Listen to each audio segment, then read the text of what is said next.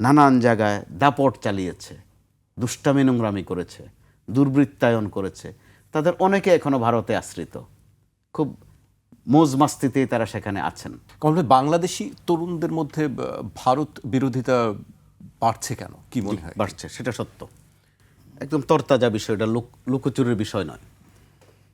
5 আগস্টের যেই বিপ্লব বলেন আর অভ্যুত্থান বলেন আর আন্দোলন বলেন, যেই নামে আপনি সম্বোধন করেন,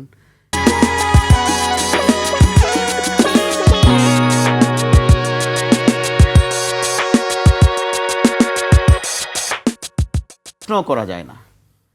এই একটা বাস্তবতা, যখন জেনজি যাদেরকে বলা হয় তারা তো এন্টি ইন্ডিয়ান সেন্টিমেন্টেই কিন্তু বড় হচ্ছে, এতে করে ভারতটা এখানে অত্যন্ত প্রাসঙ্গিক। আবার ভারত যে কিছু সর্বশেষ যে ভূমিকা রেখেছে, আপনার মনে থাকার কথা, ডক্টর ইউনূস যেদিন শপথ নিয়েছেন ঠিক ওই দিনে কিন্তু ফেনীর ওই দিক দিয়ে পানি ছেড়ে দিয়েছে, অর্থাৎ ডিস্টার্ব করা যেটা।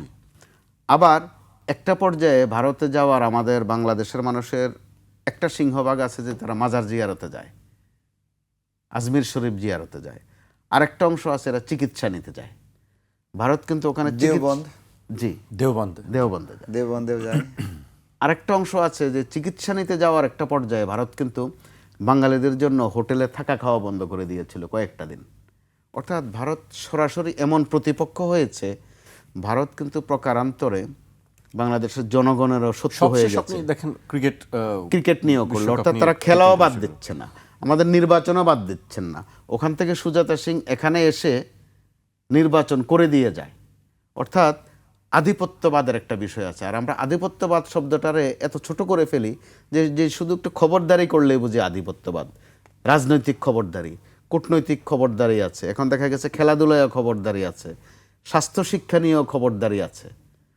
এগুলোর মধ্য দিয়ে ভারত নিজেও কিন্তু একটা এমন একটা সেন্টিমেন্ট তৈরি করেছে যে এখানে ভারত বিদ্বেষী একটা মনোভাব তৈরিতে ভারতের একটা সিংহভাগ ভূমিকা আছে তাদের নিজেরই।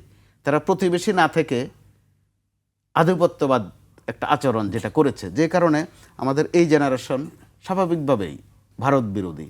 জামাত ইসলাম সেই সুযোগটা নিচ্ছে এবং নিবেই, সেটাই রাজনৈতিক দলগুলোর এক ধরনের কৌশল। সাবেক প্রধানমন্ত্রী শেখ হাসিনা কিন্তু গর্ব করে একবার বলেছিলেন যে ভারতকে এত দেয়াই আমি দিয়েছি যে আজীবন মনে রাখতে হবে। তাদের পররাষ্ট্রমন্ত্রী উপমা দিতে গিয়ে আর শব্দ পাচ্ছিলেন না, বলেই ফেললেন যে আমাদের সম্পর্কটা স্বামী স্ত্রীর সম্পর্ক। হয়তো স্বামী স্ত্রী বুঝাননি, কিন্তু সম্ভবত তাৎক্ষণিক আর কোনো শব্দ পাননি। অর্থাৎ এই বিষয়গুলো আপনি চাইলেই মুছে দিতে পারবেন না। আবার মাঝে মধ্যে শেখ হাসিনার কিছু অডিও ফাঁস হয়, হোক ফেক বা জেনুইন যেটাই হোক, সেটা কিন্তু ভারত থেকে, যেহেতু তিনি আছেন ভারতে। আবার বাংলাদেশে যারা আওয়ামী লীগের শাসনামলে নানান জায়গায় দাপট চালিয়েছে, দুষ্টামি নোংরামি করেছে, দুর্বৃত্তায়ন করেছে, তাদের অনেকে এখনো ভারতে আশ্রিত, খুব মৌজ মাস্তিতেই তারা সেখানে আছেন।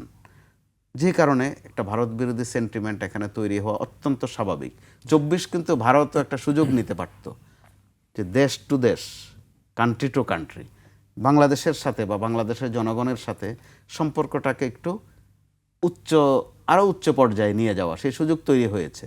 তারা সেই সুযোগটি কিন্তু এখন পর্যন্ত নেয়নি, যে কারণে এখানে ভারত বিরোধী সেন্টিমেন্টটা সম্ভবত আরও রান করবে যতক্ষণ পর্যন্ত নতুন কোনো কূটনৈতিক উদ্যোগ আমরা না দেখব।